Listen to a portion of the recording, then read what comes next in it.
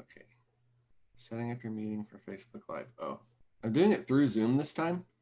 Oh, I'm gonna nice. live stream straight from Zoom to Facebook. That sounds fancy. We're gonna hope it's fancy and not just like really lame. Even if it's lame, it's still fancy. Yeah. Andrew, are you able to check that on your end? Yeah, I'm working on that. Okay. It's reloading. Yeah, you gotta have all your snacks and stuff. I got like a donut and like Yeah. Nice. Just grab some beverages. There you go. How's the Peloton life, Jesse? been good. I've switched it to doing my Peloton in the morning now instead of at night. So that way when I go to work, I'm like relaxed. Gotcha. That's nice. So Bethany just liked the live video, so it looks like we're live. All right. It does say that we're live on Yep, we got- Facebook. We got Perfect. 5 people watching, so we should. Okay, probably- perfect. Well, welcome everybody to Refine Your Reel, which is our pseudo title for helping filmmakers grow their skills, refine their marketing, just prepared in this downtime. A lot of guys were already working on demo reels, and I thought, well, we could all use some community and get some notes from other filmmakers and those that are looked up to. I did see a comment. I shared this in several groups, and one guy says, "Who's Jesse Oxford and Evan Bourcier?" And I was like, Exactly. Good question. "Oh, you Neither know, one are right?" just- It's other filmmakers passionate about the industry, also interested in helping folks during this time. So that's what we're all here for. We do have Evan Bourcier and Jesse Oxford. I'm John Clay Burnett. I have a video production company. My partner in education, Andrew Bartlett, we both run Motion University and each have our own production companies. And Jesse and Evan have their respective things as well. Anyway, we're going to, I'm assuming everybody's found it because there's a streaming live in the event. And so we're going to start at the bottom and we will just see how far we get through these reels. We'll stream them live here. Andrew's going to help us with that side of things. So we'll stream them, we can watch them and then provide notes. Before we get into that though, Evan brought up a great point of maybe we just talk for like 5 minutes-ish or less of just what are some key things, what are our filters? What's our parameters for judging, or not judging, it's not a competition, but for comments. What are you guys looking at? What's some common denominators that kind of are key points for a demo reel? And then we can hop into stuff from there. Yeah, I mean, like for me, like on my end, so like I lead a team at Ox Creative here in Chicago. We are like an agency who works with organizations who are doing good in the world. So like I kind of interact with reels in a couple of different ways. So like one is as like a company and as an agency, we have our own reel. So we want to put that out to be able to get clients who, you know, are coming to us for work. But then I also look at work in terms of reels for other directors who we might hire, or editors, or motion designers and editors, like through all that. So there's kind of like 2 different phases. So like me as like a producer, when I'm trying to bring people on our team and other collaborators, what I look for, and then what I put out there as like a company for us.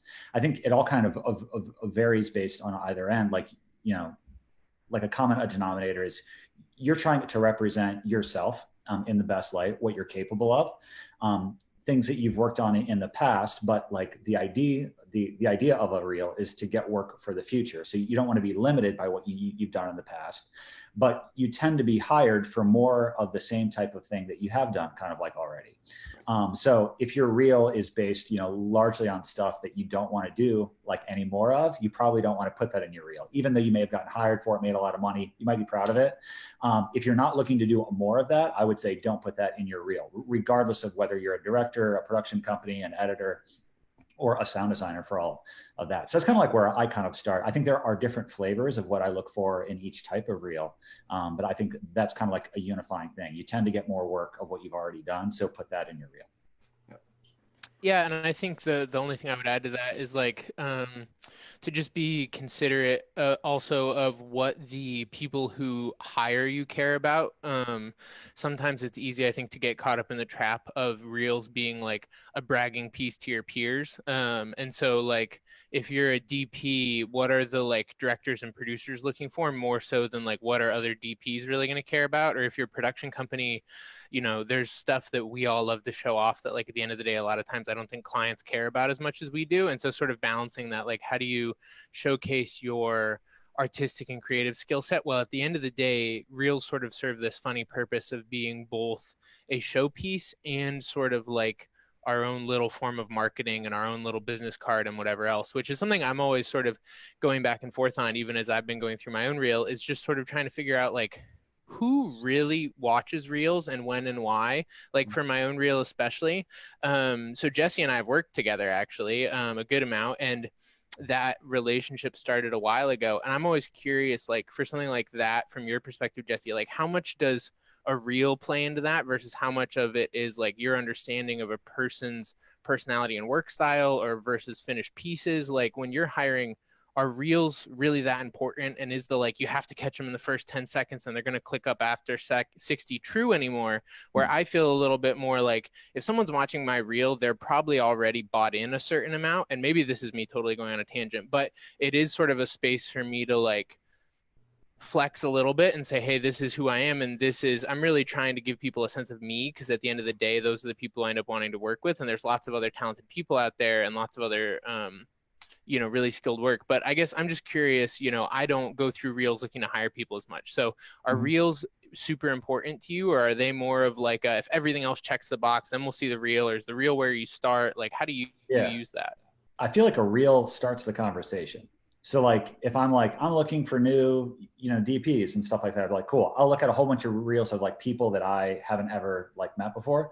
And then if there is something, it would start a conversation, because like, yeah, I'm a firm like believer that the relationship and the people that you work with are just as important, if not more, than what the quality of what they do is. I'd rather work with a less skilled person who's easier to work with than a really skilled person who's a pain in the butt and a major diva. So like, I feel like if I don't know you and you like are like, hey, like I'd love to have a conversation, here's my reel, I'll book the meeting or not based on the quality of the reel. And then after that, it's based on the conversation. So like for our company, I kind of treat that with our clients in a similar way. So like if you were to go to oxcreates.com, like you would see at the top of our page is like our reel, which is like our sizzler, flash and trash, all that. And below that, I have a brand philosophy film, which is everybody at the company just talking, and it's more interview format. Because that way, like a client is able to not first see the quality of our work, and then after that, start to get to know us as people and be like, I want to pick the people I want to work with first, and then figure out all the other steps after that. Makes sense. Yeah. So along those lines, what we did is I went through each of these and we asked them to share a little about themselves and the type of work and people they want to work with for each of the reels that were submitted. So we can read a little bit about that to give you guys some perspective. Also, just going forward, I'll provide input if I feel like something's lacking, but for the most part, we were hoping Jesse and Evan will kind of, for the sake of speed and kind of trying to move through a lot of these, we'll let you guys give some notes, thoughts, quick tips. We can move to the next one. And Andrew's helping, we're kind of helping facilitate and host stuff, and I'll kind of move us to the next one, and Andrew's going to post it up there. So, Evan had any other? Cool. You guys are ready to get started? Cool. I have my snacks. And you got snacks. All right. Yeah. You didn't eat all your quarantine snacks in the first day. Good for you, man. You're not a DP. LaCroix. Yeah, Not a of DP course. if you don't have LaCroix.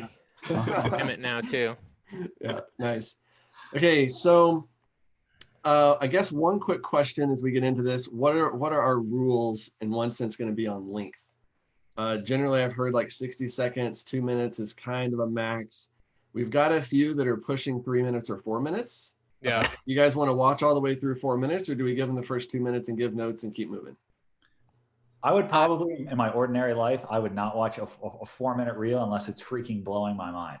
Yeah, that I think maybe the first rule I would say is like if you've got a 4 minute reel, no one's gonna watch more than the first 2 minutes anyway. So like whatever happens after that is sort of irrelevant. Okay. In my opinion, again, I'm not the ultimate arbiter of reels, but I think 90 seconds to 2 minutes is sort of the sweet spot in my experience. But I mean, if you can get something great under 60, then that's awesome. Right. Cool. All right. Well, let's hit the first 90 seconds then, and then we'll, even if it's amazing, we'll just keep moving because we actually got a great response on this. We've got a lot of folks in here. I'd love to give notes. These are all production or skill specific. We're not looking at acting reels. We had some folks asking about that. So just any actors that submitted reels, sorry guys. not this round. Yeah, that's sort of a maybe in the different. I would have no expertise. Yeah. Okay, so Andrew, let's do Sky Sail. I think it was the first one. Yeah. Submitted there. And so quick background, you can go ahead and click through that one and get that one up. Ryan says, fairly broad, I'd like to keep having some music videos and short films in the mix, but the main goal is full-time documentary, nature and otherwise. So that's my main genre that needs showcasing. Awesome. All right, I'll give it a play. So is that showing up for you guys? Yep. Yeah, Cool. can you full screen Got it so it. we can see it? Yep. You got it.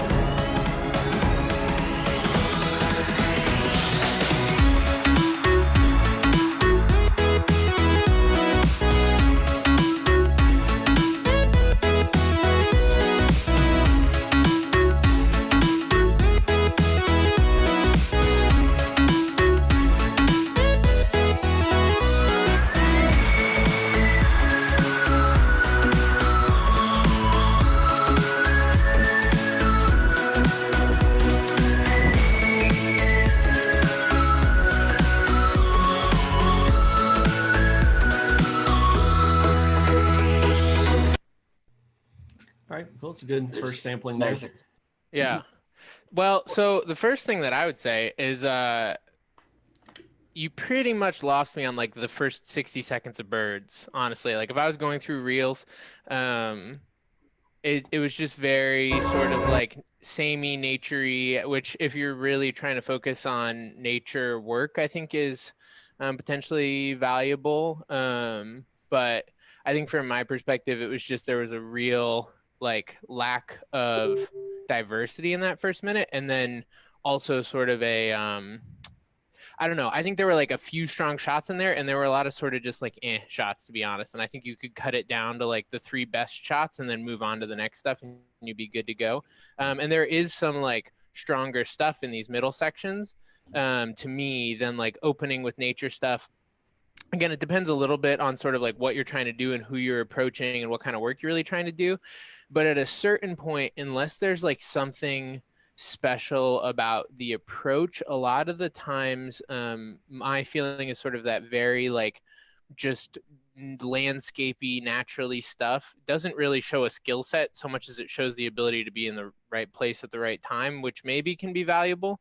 Jesse and I have run all over Iceland and Chile being in the right place at the right time, so there are projects that call for that. But if you're trying to showcase your skill like as a cinematographer or a filmmaker, there's a lot of stuff in the middle that to me says production more, whereas that first 60 seconds mostly could say you're really good at pointing a zoom out your back window at whatever happens to hang around your bird feeder.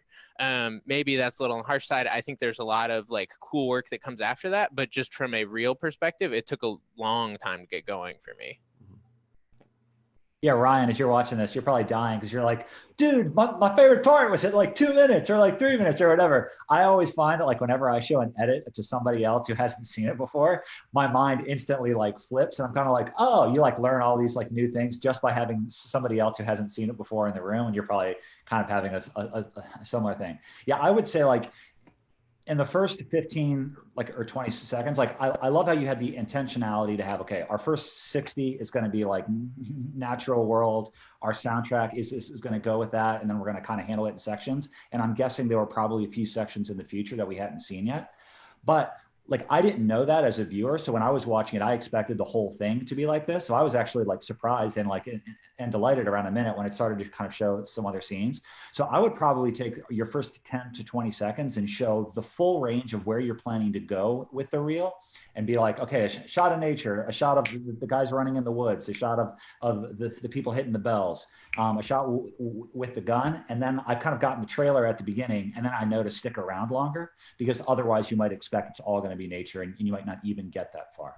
I'm always a fan of putting your best shot first, and then like it helps to build trust with the audience at like what the high level is, and they'll stick around to get more of that later.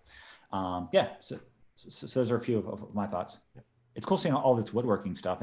Yeah, there's a lot of cool stuff that I feel like, again, just in the context of like, it depends who you're really showing this to and what you're using it for. But like, I feel like if you were to, you know, say, have someone be like, hey, we're looking to do a video for our business, you know, let's go check out a few people. And they, you know, get 60 seconds in and they're like, oh, this guy does nature documentaries. And then they never get to all this cool, you know, brand film story related stuff. You know, which again, it doesn't even make the nature stuff bad. But I would say that like you could, in my opinion, again, just from the like economic side of it, I would probably slip the nature stuff in later, because I find that it's less likely that I'm going to get a lot of calls about nature stuff, and try to front load the stuff that you think you're most likely to have people looking for. Yeah. And as a client who's seeing this, it would be great for them to see, all right, he's filmed races. He's filmed, you know, like the creative process of building a dulcimer. He's filmed music video type stuff. He's filmed this, and to be able to get all of that kind of like a short sequence, I think. Yeah, and like allow your audience to ask more questions afterwards. If they're like, oh, I was excited about that, I'd love to see more. And then you're able to follow up with, here's the whole piece, instead of tiring them out with like a longer reel. And the color story and all these leaves is really good. And I think the one other thing I would throw in on that too is I try to be pretty brutal with myself about like asking what any given shot is showcasing, and I think that there's a certain point where you hit redundancy, where like there's only so many different drone shots of beach horizons you can show before we get the sense that you can do that. You know, like there's only so many close-ups of a bird, there's only so many close-ups of runners at aid stations at an ultra marathon, like, and so sort of saying, okay, what is each shot really telling my potential client, or what is it showcasing about my skill set? And then if you get to the point where you're just doing that again, it's like the one big tip. I had my reel critiqued a few years ago at Masters in Motion by Vincent Lafray, and he was like, I would always rather get to the end of your reel and want more than click off it. That is always a better experience. And so if you're like, oh, we can just do that again because it still looks good, you're just increasing that out of them clicking off and being like, that's enough. So just try and get real efficient with like, okay, these 3 shots say what they have to say. What's the next 3 shots going to say? And then once you've sort of said everything, you're good. You don't have to do it again. Cool. Very good. Very, very great. Good, helpful notes. And cool. Let's see. Ethan has one for brand. Oh, it's called a brand anthem reel for Light Symphony. His background here: target clients, currently mostly local businesses and organizations, desired projects, story-based cinematic media spots. Favorite clients are those who share truth and communicate hope. Cool. All right. And here we go.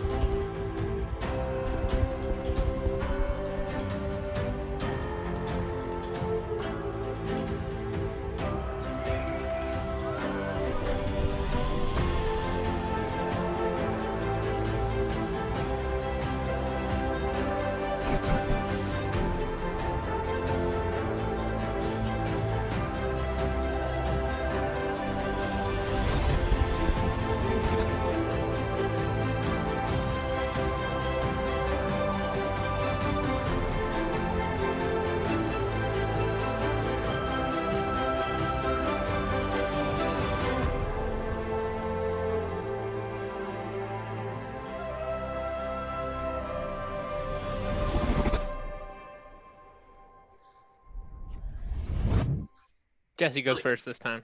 Really quick, is the audio coming through? Like, it's hard to know sometimes what volume level to set it at for the call's sake. No, So it's fine for me. That's good. Okay, cool. Awesome. Yeah, it's fine. I'm hearing it. Yep. Cool. Well, editorially, I feel like you're in like a great place. It moves along at like a good clip. I feel like there's like a lot of variety in here to keep me re-engaged and not wanting to click away. It's cool seeing like the VFX work, you know, like a wide variety of shots. I think that, yeah, like on the edit, it feels solid to me. I think if I was going to take this next level, I might put like a second pass in on the color grade. Like a few shots, I felt like the highlights are a little like blown out, and if just trying like to unify the edit overall from like a color story standpoint, to have it match. I know it's always kind of like a tension of, do I like maintain the integrity of the grade of the original piece, or do I have it match in more of like a reel? But I might look like to unify that a bit more. You had your kind of like end tag graphics with a few values you had. I think it was like igniting passion, a few other things with text, sparking ideas, yeah, igniting creativity. I wonder if you were able to pull this out and incorporate it in the edit as a bit more of like a through line to help point back to your brand as you're watching the edit all the way through.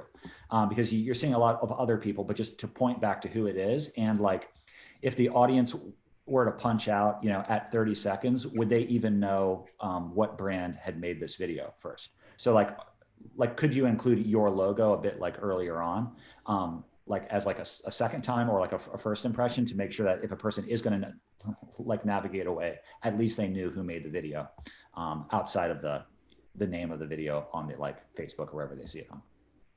Yeah, there is it looks like to me like there's a logo watermark on the like bottom right corner, which is interesting. Okay, yeah. It doesn't do a lot for me personally being incorporated like that. But I agree. Yeah, I mean, I think anytime you can sort of like add little messaging, especially if you're sort of trying to attach it to your brand, it's a little different. I feel like it's always different being a production company, you know, than like in my position of being a DP. Like there's just, it comes back to that whole, there's different stuff that's important. As like a production company reel, you know, I think it does well. I think there's a few things that like, there's sort of a range that I don't know. I have slightly mixed feelings about, of like the VFX and robot stuff looks like really high end to me. And then there's some other stuff that looks not as high end to me. And so I would probably be inclined to just like cut the bottom 20% out of it and just let it be really strong and let people not know everything you do. Whether that's like you got a few really big budgets and that's not normal or what, you know, I would always try to lean into the really strong stuff. Yeah. Coming back to that idea of like, what are you trying to say? Can we go back to like 20 seconds in, Andrew? Sort of play it from there. I mean, drone shots and cellos appear to be popular in these sorts of things. Awesome. But like that shot of like the girl looking out the window doesn't necessarily do a lot for me. And then if we can keep going, it's just, I would call it a shot of nothing, which is sort of a brutal way to say it. The food stuff looks great. That drone shot of the car pulling up is sort of a shot of nothing to me.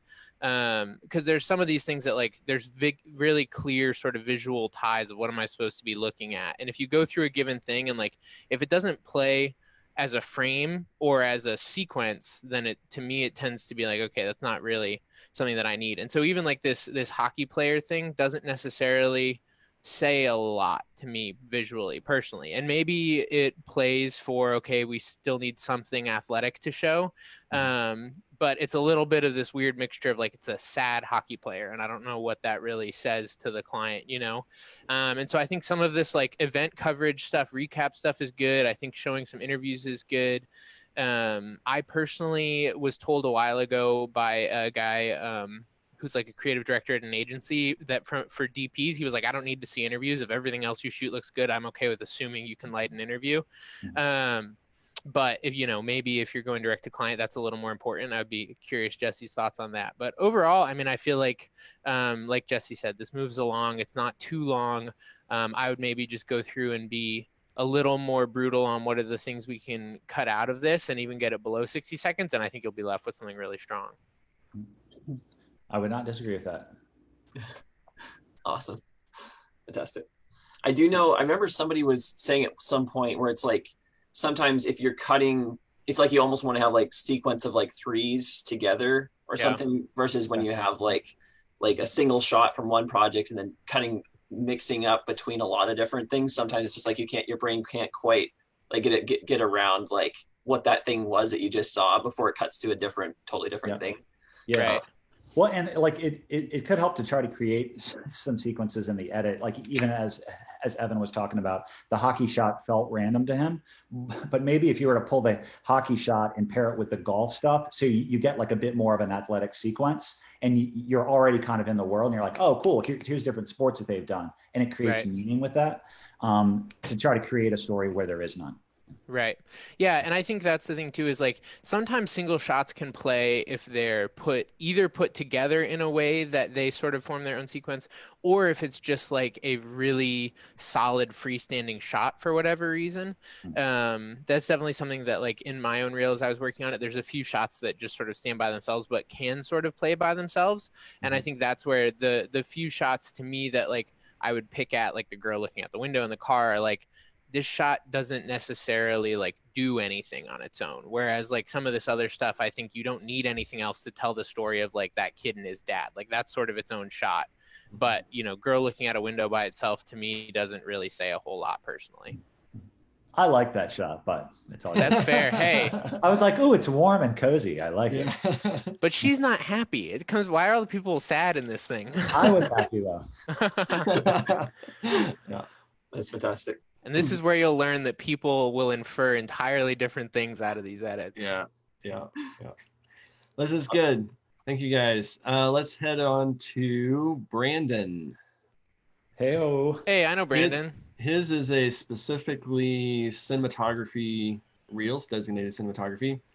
He said his goal is to be a commercial DP who can support the family. Therefore, target clients are those who are making commercial content with a big enough budget to hire a DP. For-profit, nonprofit, doesn't matter. I love to develop working relationship with production companies and directors who care just as much about people and processes. Music videos, narrative, and experimental films are fun work, but my primary goal is to become an established DP in the commercial industry and pepper in some fun one as time allows and opportunities arise. Hoping my reel will give directors and production companies a taste of my visual preferences as well as my proven capabilities. Cool. Here we go.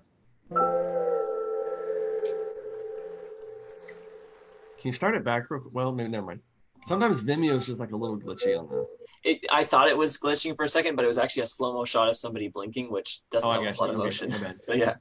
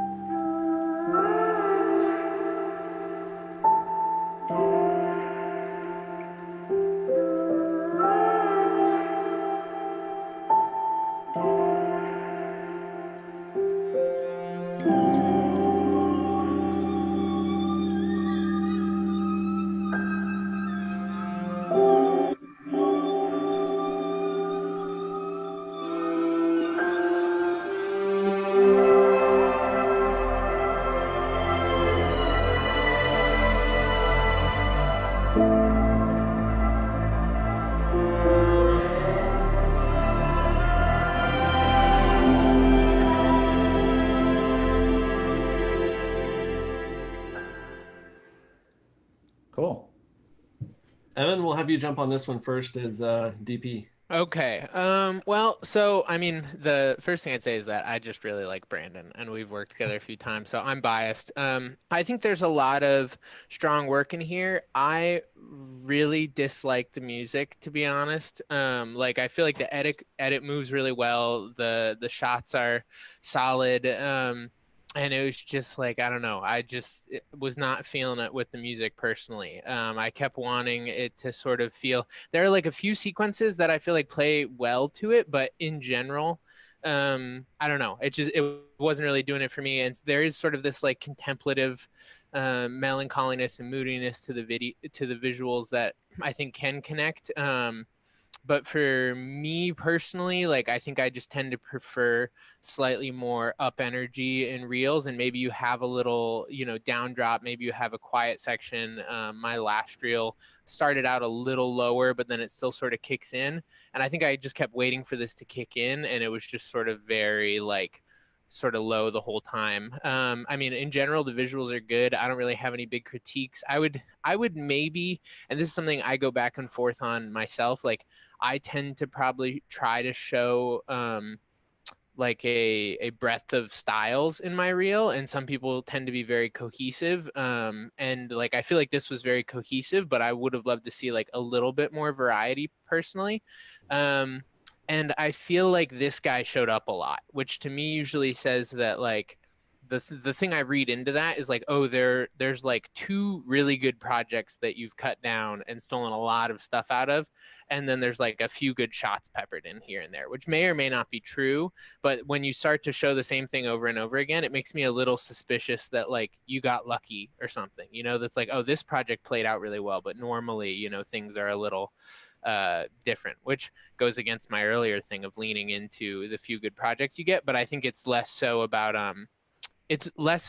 like you have to show a ton of different stuff, and it's more like if you're going to keep showing the same thing, like if that robot in the last reel or whatever showed up 20 times, I'd be like, okay, we get it. Like, but overall, yeah, I have done a robot VFX project, but overall, I dig it. I think there are a lot of pieces we get hired to shoot that have different energies that are, a little more up or down or whatever else. And I feel like this was just very down. And if you are getting hired for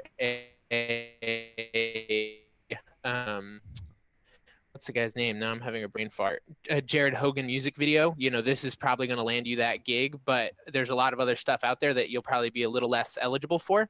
And if that's what you're focused on, then that's, totally okay. But I think just to me looking at it, that was where I was like, okay, I can see what I feel like you're really good at. And I'm sort of assuming you don't like to do anything else because there isn't much of a taste of anything else in here.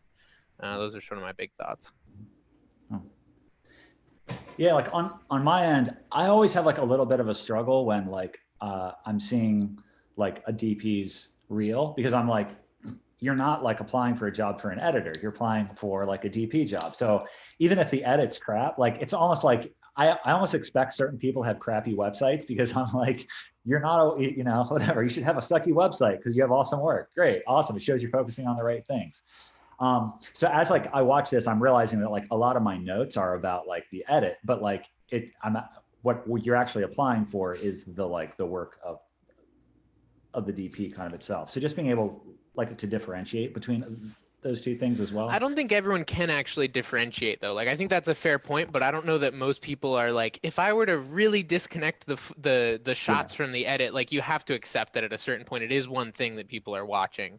And I don't disagree with you, but that's just I do think you have to account for the fact that like people are watching this as a piece and will have feelings of it as a piece, and maybe they can go back and go, actually these shots are really good, but if they don't like the piece, it's not a great place to be.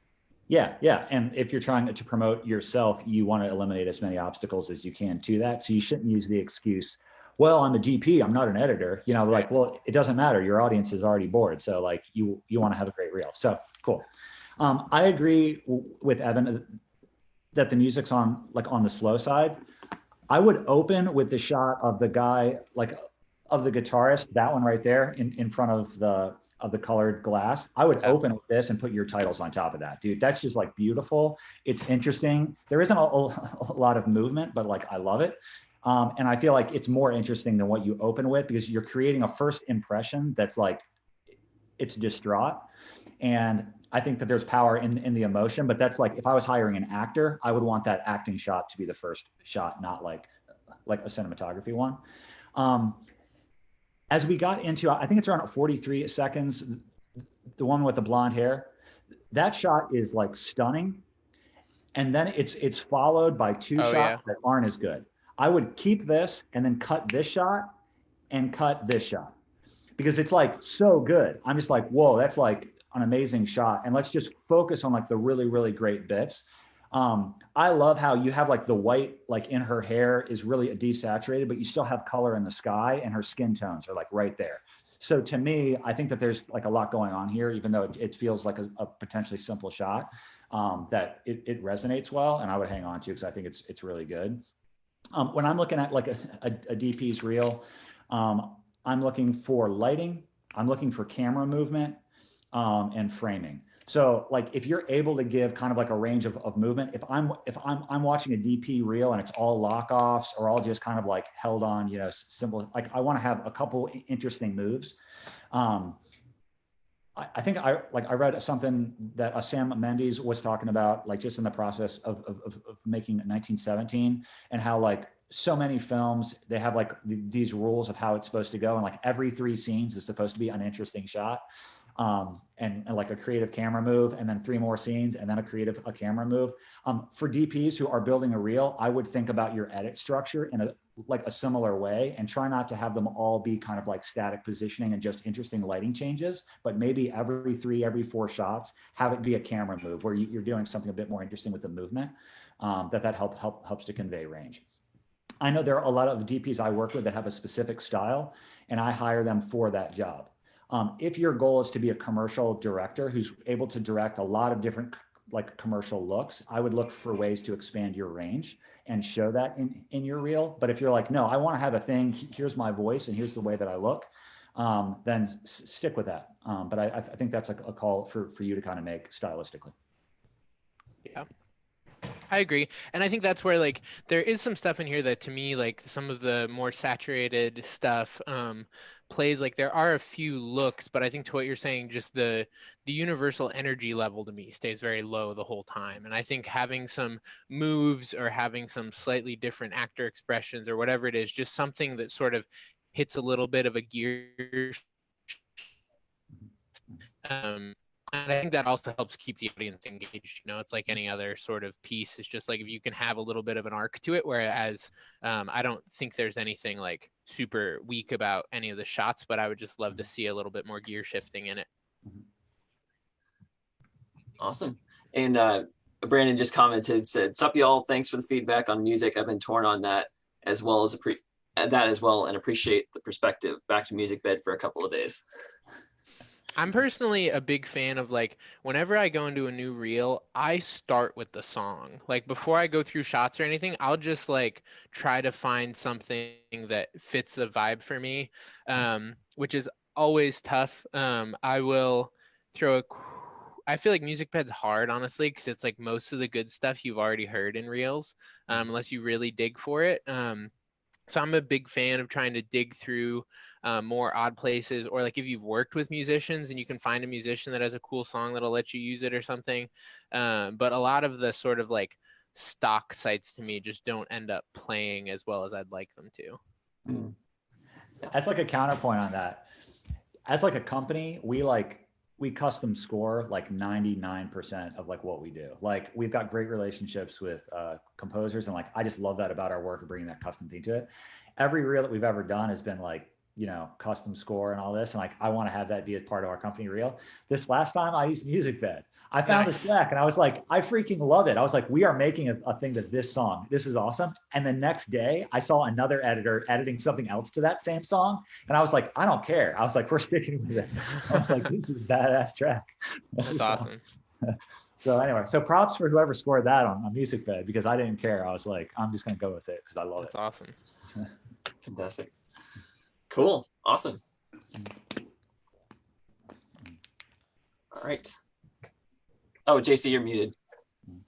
You're right, I am muted. Let's move on to Gino. Keep it muted. Yeah, that's right. Gino's demo reel. He works primarily on doc style projects, nonprofit, branded content, lifestyle, travel, fashion. He typically serves as DP, but often works as director slash DP, and kind of wants the reel to serve both of those. All right, here we go.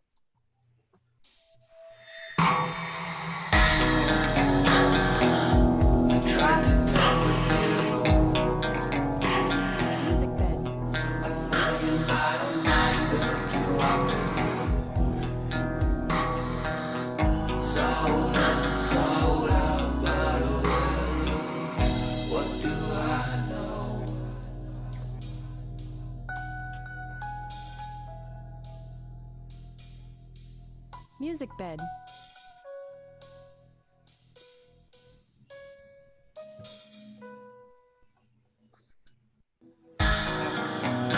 Music bed. I'm alone. The apple must have been crisp as juice fell from your lips. Lord,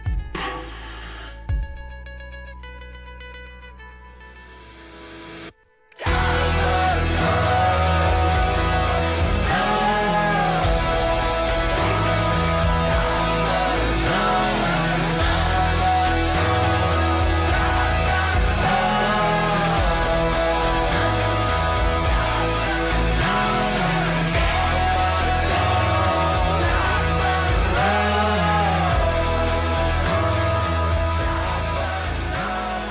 Music bed. Music bed.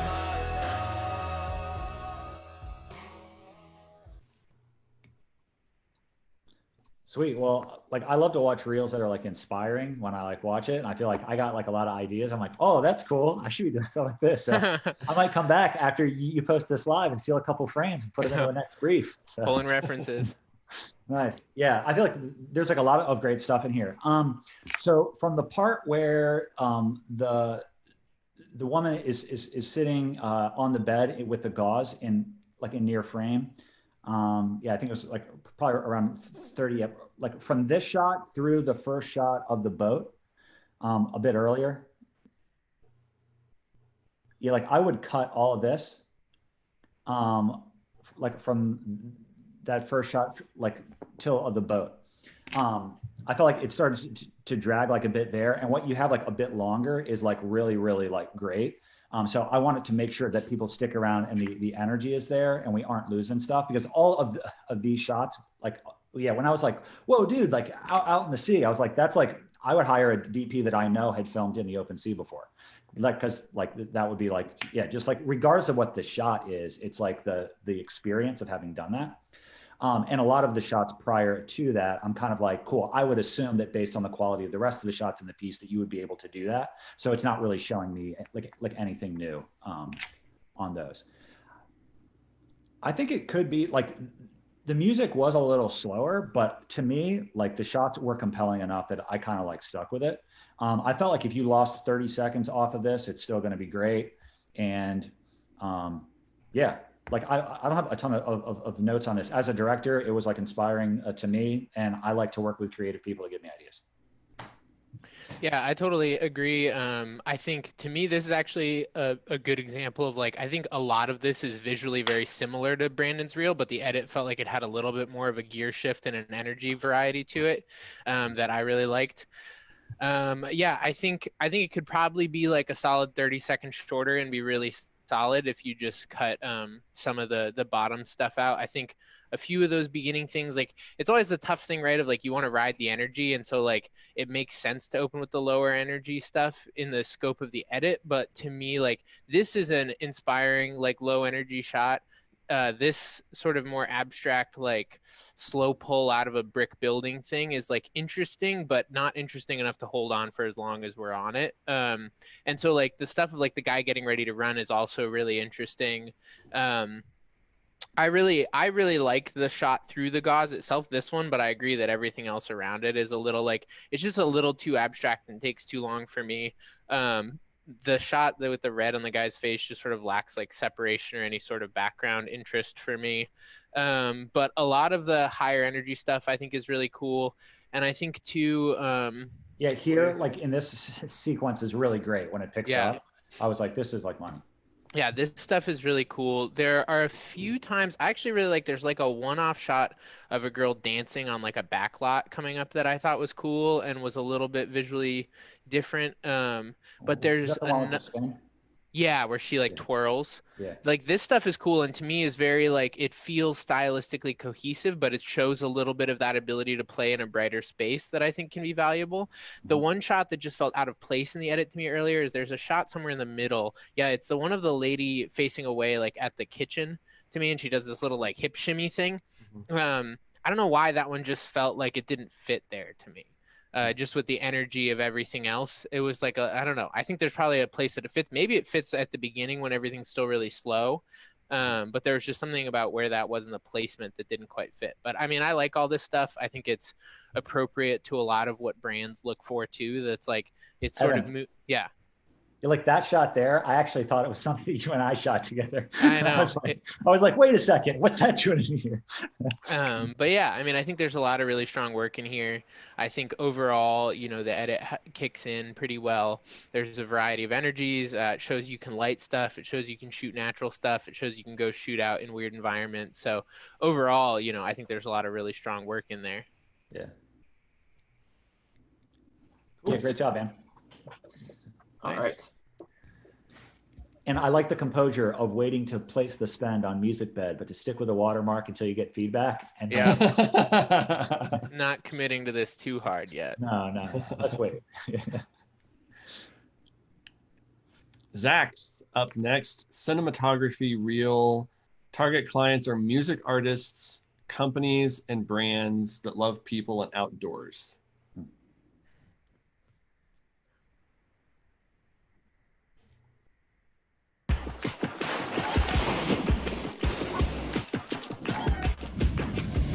You hold on so tight, open up your eyes.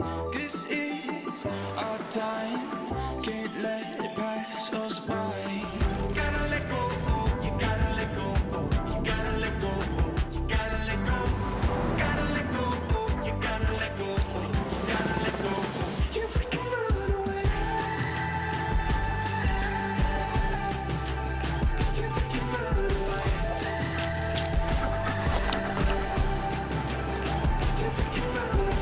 Sometimes you can't see how good it is to be free. All that we need, eyes closed, fall into me. Gotta let go, you gotta let go, you gotta let go, you gotta let go. Gotta let go, you gotta let go, you gotta let go. You freaking run away. You freaking run away. You freaking run away.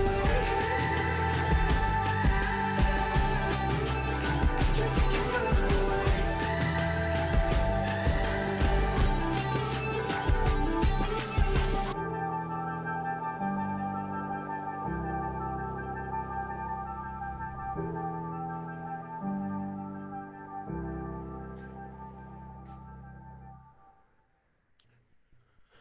Sweet. I think it's my turn.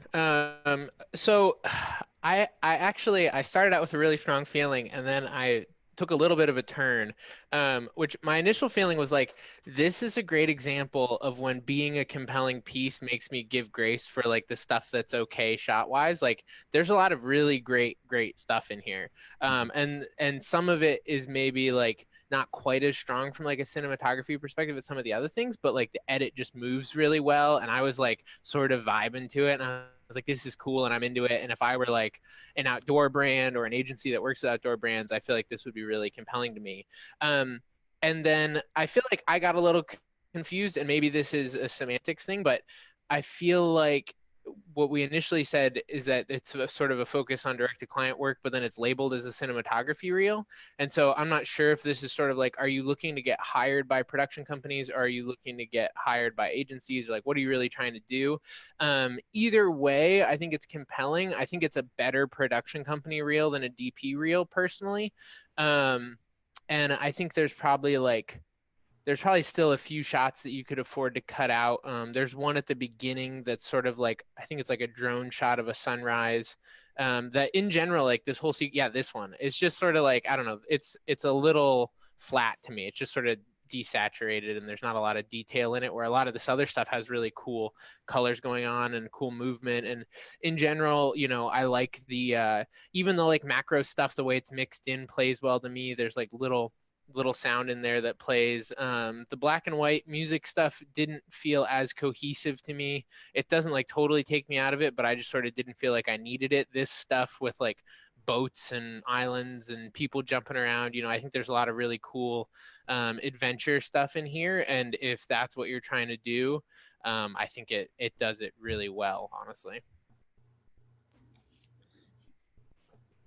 Yeah, it's always like a struggle to kind of like prioritize the right shots at the right moments. With the pacing of the edit, I think that like some of the strongest shots get the longest airtime, and then we hang out on shots that aren't as strong for longer. So I'd look for a way of like to even that out. I think especially with the nature travel stuff, we're kind of like hanging on those for kind of like a second or two kind of each.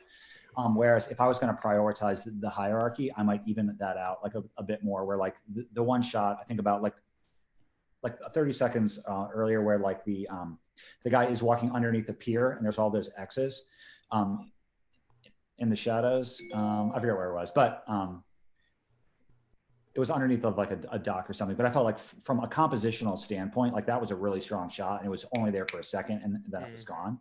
So I think that would allow us to focus and tighten up a bit. Even though like at the end, the wedding stuff is really great, I would encourage you to not include that in this, because I think it could like peg you as recently like a wedding cinematographer.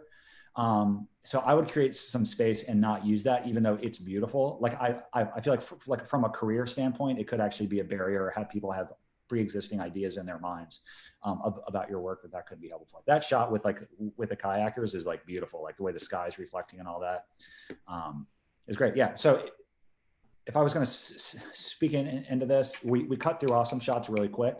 Are there a few of those that we could have breathe a bit more?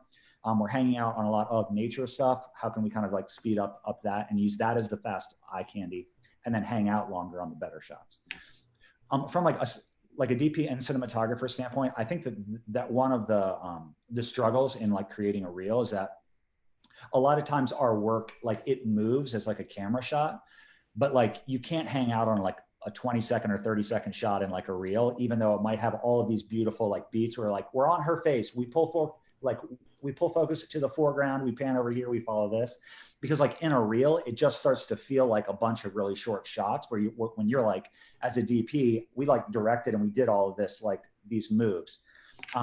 So trying to have like a reel that when you have those shots, how can you let them kind of like have their full light? Is there anything that you can do with time ramping to kind of like quickly go in and out, but allow that long shot to remain intact?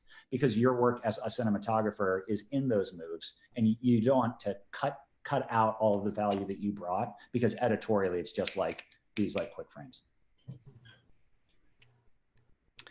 Yep, good stuff. Well, guys, we're closing in on our 1 o'clock here, and we have a ton of submitted reels. So I would encourage folks that are even watching the live stream, follow this later, feel free to watch through these, give feedback, give folks some notes. I'll leave it up to Jesse and Evan's discretion if they want to take time and give any notes on some of these that we haven't had time to get to. Yeah, I'd love to. Just thumbs up and thumbs down emojis. There you That's go. all we're allowed to say. That's all. Angry face or thumbs up. Yeah. And then also just know that, I mean, everybody has different perspectives, and so take any feedback that comments people leave with a grain of salt. But I thought maybe we would close with Evan's reel. Andrew, Oh yeah, I want Jesse to pick it up a little. I'm gonna spring this one in the last minute here. I think it's at the top of the page. I thought you were going to say, I'd like to close with a word of prayer. And I was like, that's going to be cool. Oh, man. Well, we could do that too. Our nation needs prayer at this time for sure. So, but yeah, I wanted to get Evans in here. He's been picking stuff apart. We can turn the tables a little bit and give Jesse an opportunity to look at it and give some thoughts and notes. Hopefully everyone in the comments. It paused for a second because I have a note already. Yeah.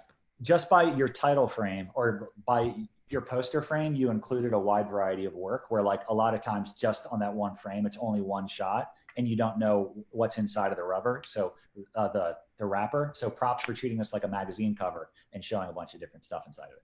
Thanks, man. Cool. All right, here we go. I get to do something that I love so much and get paid to do it. That is like not a blessing that goes past me. I think it's time to let go. I think it's time to let go. I thought I'd let you all know. I think it's time to let go. Will you tell me what it really means to wake up alive and free? 'Cause I'm trying to believe we could release. I think it's time to let go.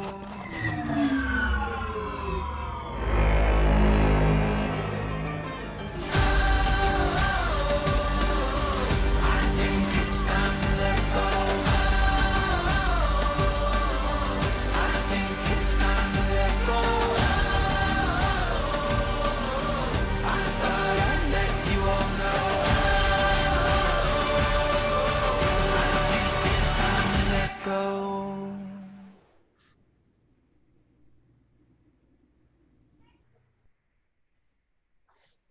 Sweet, dude. That's really nerve-wracking.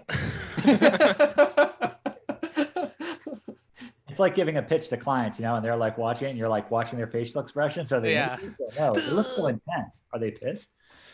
You're the first person so far who used audio, like in the playback, and like being able to pull a clip from an interview that somebody said that speaks to the value that you want to bring to clients in your heartbeat. I think that's awesome. Like a great way to start and kind of like engage with that. Like I loved watching the edit and how you let every format be kind of its own thing. I think that there's always a question like, hey, do we blow this up so everything is 16:9 the whole time, but you just allow the format to kind of vary? And I think that's engaging and shows like scope of deliverable, especially as we like are delivering for social, for vertical, for all these different things, that just being able to work in different formats is cool and keeps it visually interesting. Because I think that if you were to have framed everything the exact same size, then we would have a lot of questions about like shots feeling the same, but the format helps to add variety to it as well. So yeah, dude. Awesome. Thanks, man. Anything that jumps out to you on like the weak side, or I don't know, repetitive, or any sort of the stuff that we brought up to other people, lack of gear shifts, shows a lack of production, shows anything in general that you're sort of like, I would have loved to see more of this or less of this? Or yeah, I laughed at the Christmas part. Like it seems kind of like out of left field. You don't expect it, but it helps to show like variety. So like, I think that if you can like strategically place one piece that kind of falls, outside of genre, but kind of fits like in the middle of the piece or someplace else. Yeah, I feel like all that's great. The like pink background shots being a vertical, to me, that setup, it wasn't like the strongest out of everything else. But I feel like it kind of like it works. And like, I felt like the like blue background with the athletic stuff to me fits stronger than the pink. It's kind of up to you though, like what your intent and goal was with that. And then if you had like a designer who wanted to put some time into your text layout at the end, I could see typography being reset. But again, you're not like applying for a designer job and all this kind of stuff. But I love how it spoke to the heartbeat behind everything with that. And I hadn't seen a lot of other people do that. What you should do though, you should add your contact information onto this in case people don't have it or aren't sure, or a person rips it off and it's not on your website, that they know how to find you. right. That makes sense. I appreciate it, man. Yeah. And I think that's when it's sort of coming back to that question we started with of like, I showed this to a few people and a few people have been like, I don't know, I think you might lose people sort of opening with that thing with Cody and stuff. And I was like, I think if I've lost them there, I really don't care to lose them, honestly. Like this whole thing is a little bit of like, it's almost like it's like I feel like it's a little taste of me as a person overall, and like the work that I make and the things that I like. And, there's a lot of, I try to get a lot of different flavors in there, from like very commercial to very dramatic to vertical to horizontal, and then sort of just pitting that little bit of me at the beginning and the end, to try and say, hey, this is sort of who I am. This is what I make. And trying to balance that again, even what we were talking about of like, how can you move quickly through things and get gear shifts and high energy, and then how do you let some things play and breathe a little bit more. But trying to keep it relatively short. I think it's functionally like 90 seconds long with like an end card. But yeah, it's definitely a little bit crazy going through. And it's also interesting to what you were saying, because I actually go through, there's a mixture of like, some stuff is final deliverables that I'm like downloading and cutting, and some stuff I do have footage of that I'm pulling in. And so there are definitely a few projects that I've actually changed the aspect ratio of to put what feels like better gear shifts in. Like I actually try to mix up the aspect ratios on purpose. Cool. Cause yeah, I don't know. It's just, it's another little dynamic thing that I think you can play with. And just shows, sort of add to that variety of looks, whether it's a little grade change or a little aspect ratio change. Like how does this sort of fit into the whole piece to give you a diverse thing? Maybe what it does at the end of the day is shows that I just do a lot of different things and nothing really cohesive, but there's a million and one different looks in there, I feel like.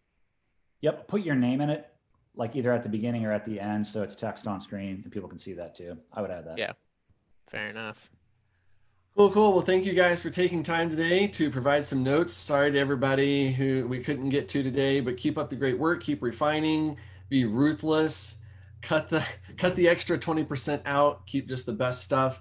And feel free to comment on each other's stuff as well. We're all here as a community together, and keep surviving. Keep surviving the downtime. Use it well. Yeah. Use it wisely, and come back on the other side. So. Thanks for having us. And for what it's worth, from my perspective, like I saw a few comments. I'm definitely down to do this again and just keep chunking through that list. I don't know. Jesse's probably busy, but if you guys want to do this more, I'm super down. Yeah, sure. Yeah, I totally. That'd be awesome. Yeah, I'd be open to it. It was fun. Cool. All right, we'll be in touch, and if we get another one of these up, we'll definitely post about it and let everybody know. So, thank you guys. Yes. Thanks. See you guys.